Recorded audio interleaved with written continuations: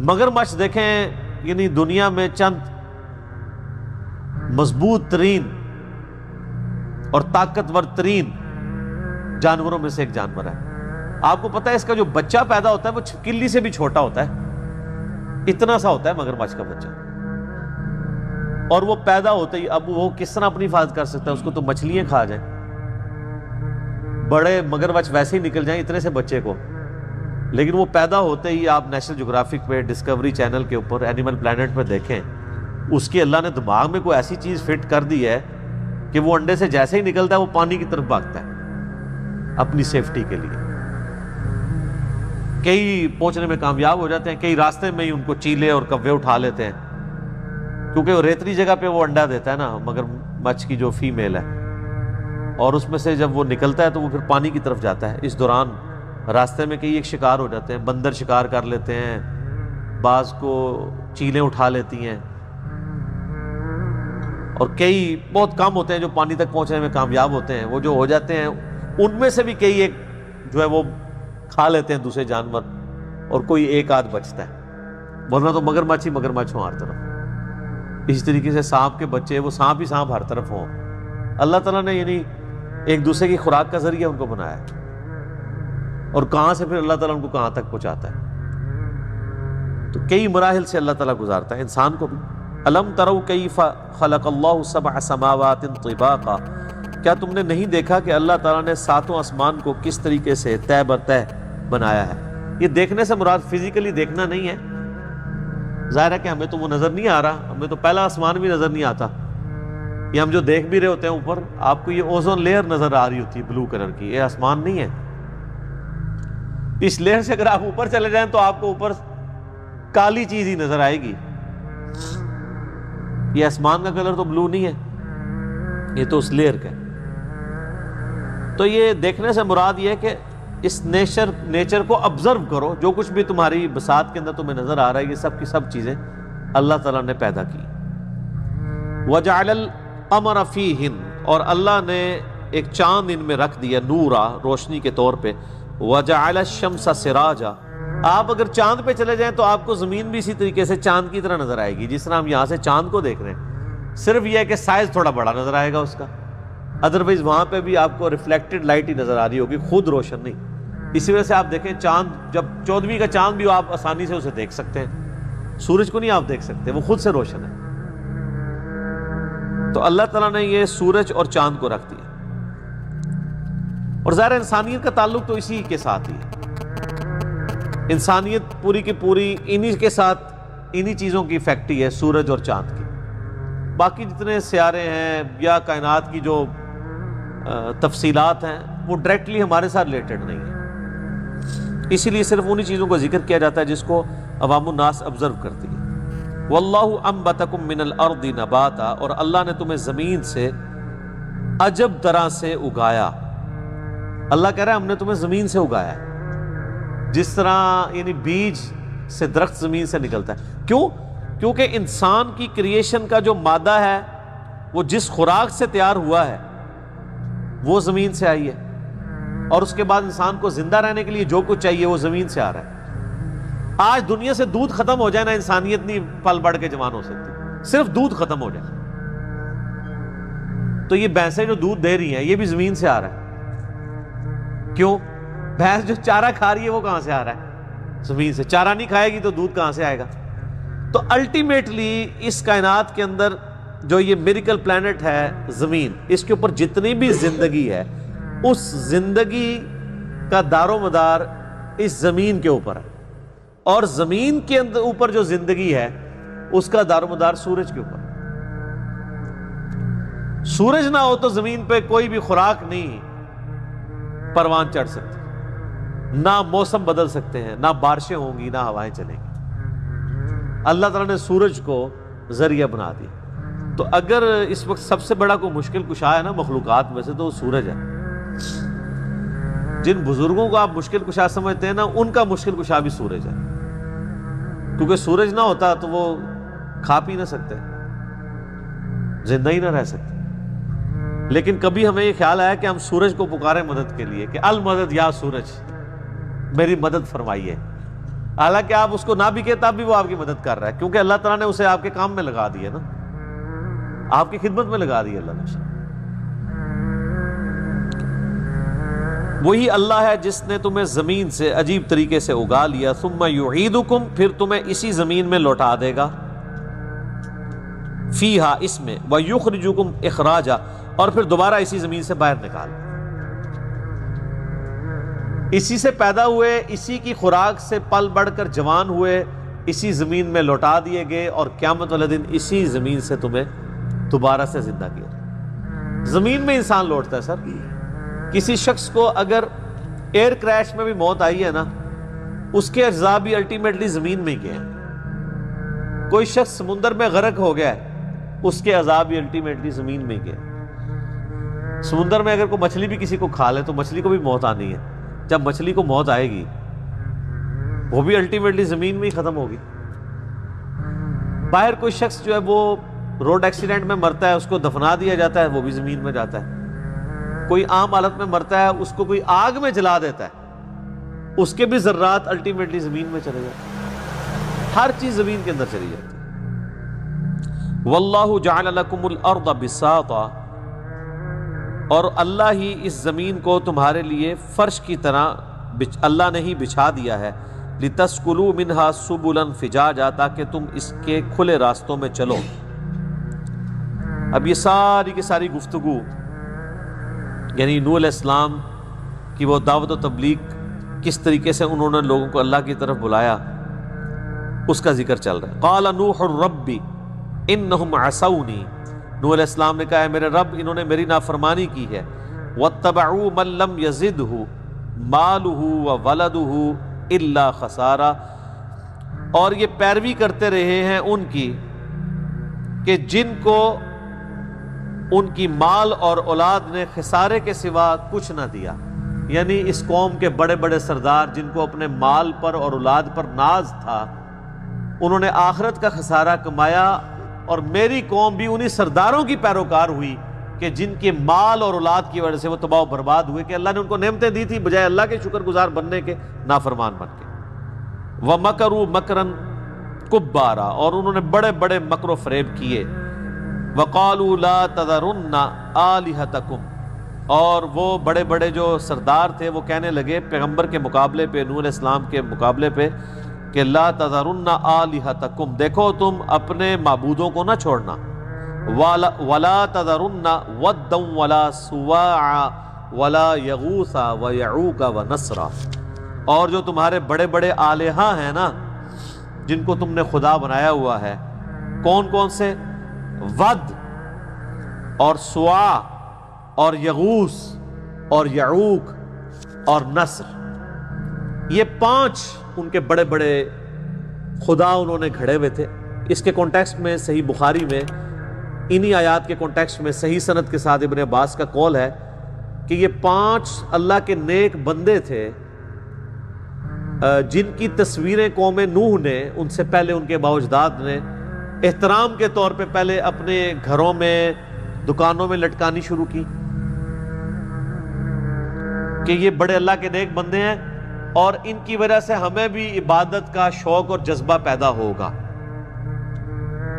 یہ الفاظ پہ ذرا غور کرنا ہے کہ ان کی وجہ سے جب ہم اللہ کے اولیاء اللہ کی تصویریں دیکھیں گے نا تو ہمیں بھی جذبہ پیدا ہوگا، عبادت کا شوق پیدا ہوگا کہ یہ کتنے نیک نیک لوگ تھے۔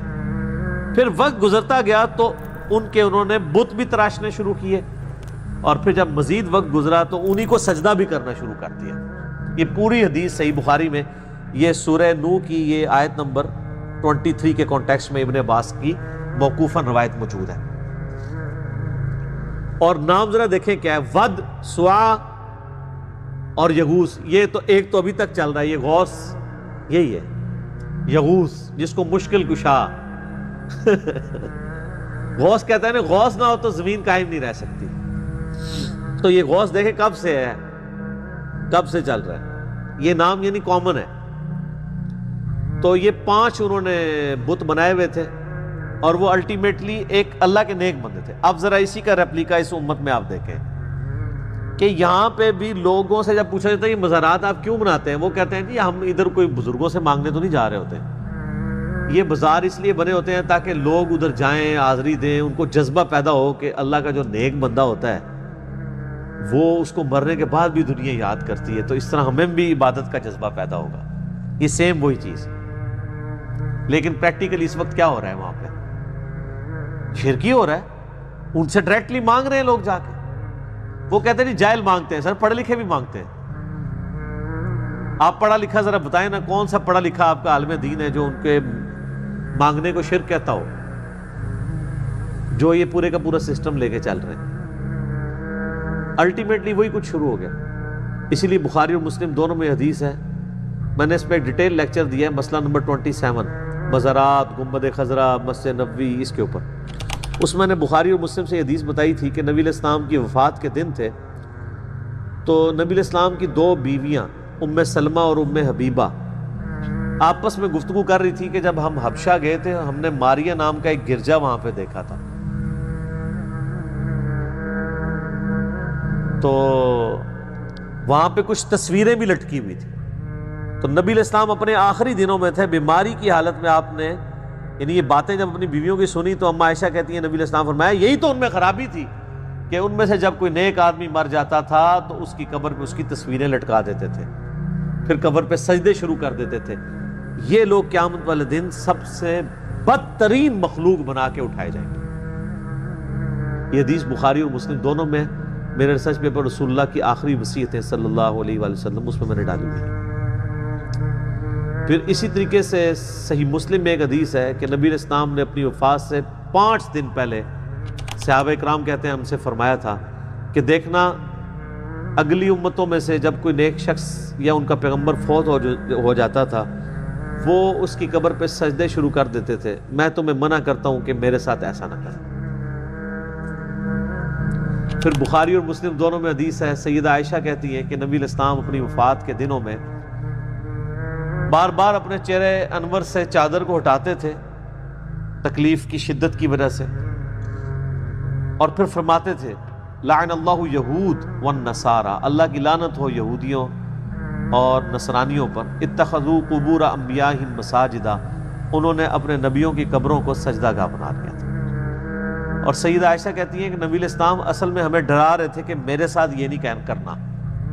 اور پھر اما عائشہ کے الفاظ ہیں بخاری و مسلم دونوں میں اس حدیث کے ساتھ کہ اگر ہمیں یہ ڈر نہ ہوتا کہ لوگ حضور کی قبر کے ساتھ بھی وہی کام شروع کر دیں گے تو ہم نبی علیہ السلام کی قبر کو زائرین کی زیارت کے لیے کھلا چھوڑ دیتے، یعنی حجرہ بھی ہٹا دیتے، اوپن جگہ پہ قبر رہنے دیتے تاکہ جس کی مرضی وہ آ کے حاضری دے۔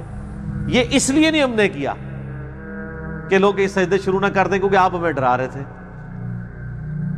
تو اما عائشہ حجرے میں ہی وہ رہی ہے قبر ان کے، جس نے قبر پہ حاضری بھی دینی ہوتی تھی وہ اما عائشہ کی اجازت سے جاتا تھا، تھوڑی دیر کے لیے کنڈی کھولتی تھی پھر وہ باہر نکال دیا جاتا تھا، یہ مزارات والا جھمگٹا نہیں رہتا تھا۔ پھر تو خیر وہ بھی ختم ہو گیا، اب اس کو ختم ہوئے بھی 1000 سال سے زیادہ ہو چکے ہیں، اب جتنے لوگ بھی قبر مبارک تک ڈائریکٹ تو کوئی نہیں پہنچتا۔ قبر مبارک کے گرد جو ایک دیوار انہوں نے یعنی ایک گول سی بنائی ہوئی ہے جس کے اندر ساری قبریں ہیں، وہ اس دیوار کے باہر سے ہی حاضری دے کے آ جاتے ہیں، ڈائریکٹ قبر تک نہیں پہنچتے، وہ تو حصار کے اندر ہے۔ تو نبی علیہ السلام کی قبر مبارک کو اللہ تعالیٰ نے اس طرح کی چیزوں سے بچا کے رکھا، اور آپ کی دعا بھی ہے مسند احمد میں، اللہم لا تجعل قبری وثنا یعبد، اے اللہ میری قبر کو وہ بت نہ بننے دینا کہ لوگ اسے پوجنا شروع کرتے ہیں۔ آپ حیران ہوں گے کہ نبی علیہ السلام نے اپنی قبر مبارک کے لیے بت کا لفظ استعمال کیا، کتنا سخت لفظ ہے۔ یہاں تو کہتے ہیں نا جی وہ نیت جب تک نہ ہو۔ مجھے بتائیں نبی علیہ السلام کو بت کس نے ماننا ہے؟ لیکن آپ کو خدشہ تھا کہ امت یہ کام نہ کرے۔ صحیح بخاری میں حدیث ہے، دیکھنا میری شان کو اس طرح بلند نہ کرنا جس طرح اگلے لوگوں نے عیسیٰ ابن مریم کے ماننے والوں نے، انہوں نے اپنے نبی کی شان کو بلند کیا اور انہیں ڈیوینٹی میں کلیم کر دیا، خدا کا بیٹا کہنا شروع کر دیا، میں اللہ کا بندہ اور اس کا رسول ہوں، مجھے اللہ کا بندہ اور اس کا رسول ہی کہنا۔ تو نبی علیہ السلام تو امت کو ڈراتے رہے، اس کے باوجود دیکھ لیں کیا کچھ ہو رہا ہے، اتنا کچھ ڈرا کے گئے ہوئے ہیں، لیکن بتایا ہے پہلے ہی، بخاری مسلم دونوں میں یہ حدیث موجود ہے کہ تم بھی اگلے لوگوں کی پیروی کرو گے، قدم با قدم بالشت بر بالشت، حتیٰ کہ اگلے لوگوں میں سے کوئی گوہ کے سوراخ میں داخل ہوا تو تم بھی وہی کام کرو۔ تو صحابہ کرام نے پوچھا یہ اگلے لوگوں سے مراد کیا یہود و نصارہ ہیں؟ آپ نے فرمایا اگر وہ نہیں تو اور کون لوگ مراد ہیں؟ تو یہود و نصارہ کی تمام خرابیاں اس امت میں بھی منوان اسی طریقے سے آئیں گی، یہ نبی علیہ السلام کی پروفیسی ہے۔ بعض لوگوں نے اس میں پردہ ڈالنے کے لیے نا یہ کہنا شروع کیا نہیں جی نہیں، یہ جو اس سے مراد یہود و نصارہ کا فیشن ہے، یہ نہیں ہے کہ یہودیوں والے اور نصرانیوں والے عقیدے آ جائیں گے، کیونکہ ان کے اپنے عقیدے یہودیوں نصرانیوں والے ہو چکے ہوئے تھے، اس لیے انہوں نے کہا کہ یار اس کی انجینئرنگ کرنے کی کوشش کریں۔ لیکن سر یہ حدیث کس موقع پہ ہے؟ وہ جامع ترمذی میں موجود ہے۔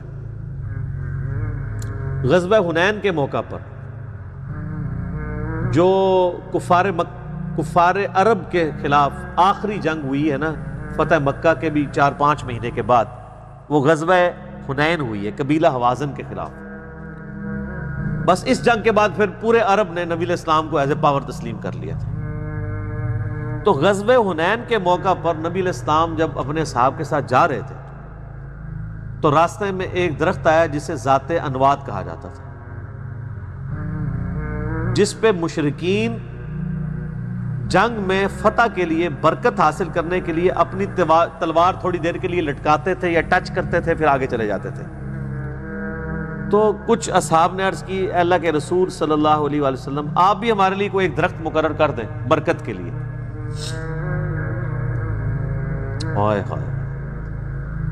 آج دیکھ لیں امت آج تک درختوں کے اوپر جو ہے وہ ٹاکیاں باندھ رہی ہے کپڑے کی، یہ مزارات کے ساتھ درخت لگے ہوئے نا، اور تو اور آپ چھوڑ دیں فیصل مسجد کے باہر جو ہے وہ ضیاء الحق کا مزار بنا ہوا ہے، اس کے ساتھ جو درخت ہے اس کے اوپر بھی ٹاکیاں لٹکی ہوئی ہیں۔ ہاں حالانکہ پڑھے لکھے لوگ بھی وہاں جاتے ہیں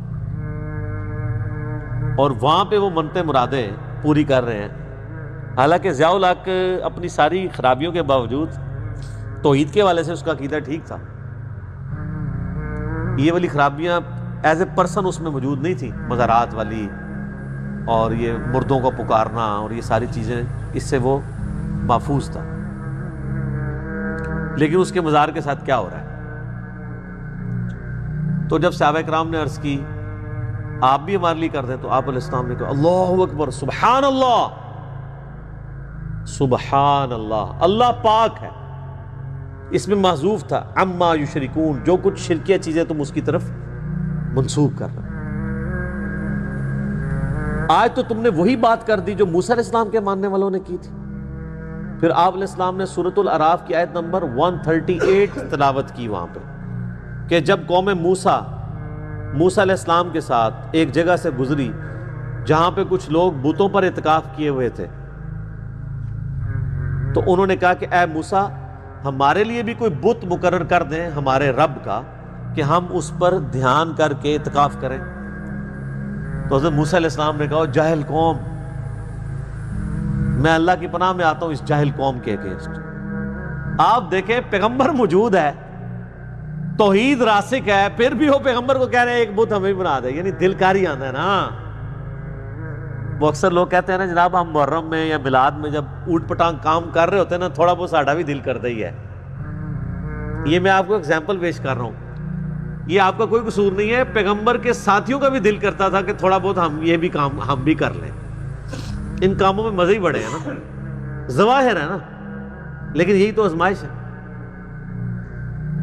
تو نبی علیہ السلام نے کہا کہ جس طرح موسیٰ علیہ السلام کے ساتھیوں نے شرک کے لیے ایک راستہ چور تلاش کر لیا تھا اپنی، میں نہیں یہ کہتا ہوں کہ وہ انہوں نے جان بوجھ کے کیا، یعنی اپنی کمزوری کی وجہ سے، تو تم نے بھی وہی کام شروع کر دیا۔ پھر آپ نے فرمایا کہ تم بھی اگلے لوگوں کی پیروی کرو گے قدم بقدم، بالشت بر بالشت، حتیٰ کہ اگلے لوگوں میں سے کوئی کوہ کے سوراخ میں داخل ہوا تم بھی وہی کام کرو گے۔ یہ جو حدیث بخاری مسلم میں آئی تھی، اس کا شان نزول کہہ لیں یا شان فرمان ہمیں ترمذی سے پتہ چل گیا کہ یہ اس موقع پہ آپ نے فرمایا تھا۔ تو وہ فیشن کی بات نہیں ہو رہی تھی، عقیدہ توحید کے خلاف جو ایک شرکی ایکٹیویٹی جو صحابہ کرام میں سے چند لوگوں نے نبی علیہ السلام سے ڈیمانڈ کی کہ ایک درخت مقرر کر دیں برکت کے لیے، اس کے موقع پہ آپ نے فرمایا تھا جس طرح موسیٰ علیہ السلام کے ساتھیوں نے اللہ کا بت بنانے کی ڈیمانڈ کی تھی موسیٰ علیہ السلام سے، تم نے مجھ سے درخت مانگ لیا ہے، حالانکہ انالوجی کو نہیں بنتی ہے ڈائریکٹلی. انہوں نے تو خدا کا بت مانگا تھا, تو کیا صحابہ کرام نے کوئی خدا کا ایکویلنٹ درخت مانگا تھا برکت کے لیے؟ تو اصل میں امام الموحدین صلی اللہ علیہ وآلہ وسلم نے امت کو یہ عقیدہ دیا ہے کہ توحید کا مسئلہ بڑا سینسٹیو ہے. جو چیز بھی شرک کی طرف لے جاتی ہے, چاہے ڈائریکٹلی لے کے جاتی ہو یا انڈائریکٹلی, وہ منع ہے. آپ کے علماء آپ کو بے شک کہانیاں کراتے رہے, نہیں وہ ایک ذاتی ہوتا ہے, قطعی ہوتا ہے, ایک مستقل بذات ہوتا ہے, ایک غیر مستقل بذات ہوتا ہے, ٹھیک ہے جی, ایک محدود ہوتا ہے, ایک لامحدود ہوتا ہے. اے بوجھ پاؤ ساری شیواں.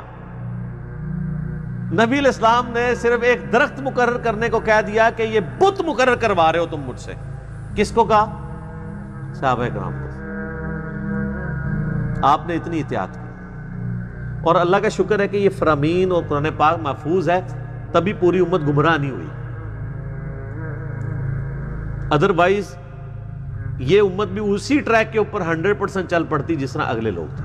یہاں پہ بھی گمراہیاں آئی ہیں, لیکن ایسا نہیں ہوا کہ پوری کی پوری قوم نے شرک کرنا شروع کر دیا ہو, پوری امت ہی شرک میں مبتلا ہو گئی. اللہ تعالیٰ نے ابھی بھی دنیا میں لاکھوں لوگ ایسے ہیں جو توحید کے معاملے میں اتنے سینسٹیو ہیں کہ ان میں وہی توحید پائی جاتی ہے جو نبی علیہ السلام کی موجودگی میں, آپ کے تربیت یافتہ صحابہ کرام میں جو قرآن کی توحید نبی علیہ السلام نے کوٹ کوٹ کے بھری تھی نا, وہی ان کے اندر آج بھی پائی جاتی ہے, اور بالکل کمپرومائز کرنے کے لیے تیار نہیں ہوتے. تو بات کہاں سے کہاں نکل گئی کہ یہ قوم نوح کے بھی نیک بندے تھے جن کی شروع میں تصویریں لٹکائی گئیں, اور اس لیے کہ جی جناب یہ بڑی برکت ہوگی, ان کو دیکھ دیکھ کے ہمیں بڑا جذبہ پیدا ہوگا. کہتے ہیں اولیاء کی زیارت کے لیے جایا کریں, ان کے مزارات کی زیارت کے لیے بڑا جذبہ پیدا ہوگا. کیا جذبہ پیدا ہوگا؟ اب تو نہ آپ کی وہاں پہ, یعنی پہلے تو عزتیں محفوظ نہیں تھیں, اب تو آپ کی جانیں بھی محفوظ کوئی نہیں ہے. دیکھ لیں آپ پچھلے دنوں جو لاہور میں ہوا ہے, تو اب تو لوگوں کی جانیں بھی محفوظ نہیں رہی ہیں. پہلے تو یہ آئے دن خبریں ملتی تھی کہ فلاں مزار سے جو ہے وہ کسی کی بیوی اغوا ہو گئی ہے, کسی کی بچی اغوا ہو گئی ہے, وہ حاضری دینے کے لیے گئی ہے لیکن وہاں سے اغوا ہو گئی. نہ حکومت بچا سکی, نہ روحانی حکومت بچا سکی, نہ جسمانی حکومت بچا سکی. جسمانی حکومت کون سی؟ یعنی ہمارے جو پولیس والے, رینجرز اور سیکیورٹی گارڈز وغیرہ بیچارے. اور روحانی حکومت وہ کہتے ہیں جی وہ پنجاب جڑا فلانی گدی دے والے ہے, پنڈی فلانی گدی دے والے ہے, کراچی فلانی گدی دے والے ہے, اور روحانی حکومتیں بھی کوئی نہیں بچا سکتی ہیں. اسلامی جمہوریہ پاکستان, اس وطن میں ایک تو ہے ملکی حکمران جو بدلتے رہتے ہیں, مگر اس ملک کے روحانی تاجدار, اصل بادشاہ میرے داتا صاحب رحمت اللہ تعالی علیہ. کی بات یہ ہے کہ داتا صاحب کا پاکستان, حضرت خواجہ غریب نواز کا پاکستان آج اس حال پہ کھڑا ہے. کبھی یہ IMF سے مانگنے جا رہا ہے, کبھی یہ کسی سے مانگنے جا رہا ہے. وہ IMF سے جو مانگنے جاتے ہو تو کبھی یہاں کے بھی عرض کر دو گنج بخش فیض عالم مظہر کیا کہنے, خدا تمہیں ہدایت دے, تمہاری عقل پہ پتھر پڑ گئے. آپ سے تو یہ کہہ رہے ہیں جناب کہ جی IMF سے کیوں قرضے مانگ رہے ہو, اور خود تمہارے سارے بزرگ مرے ہوئے اور زندہ چندے عوام غریب سے مانگتے ہیں, اس وقت نہیں شرم آتی؟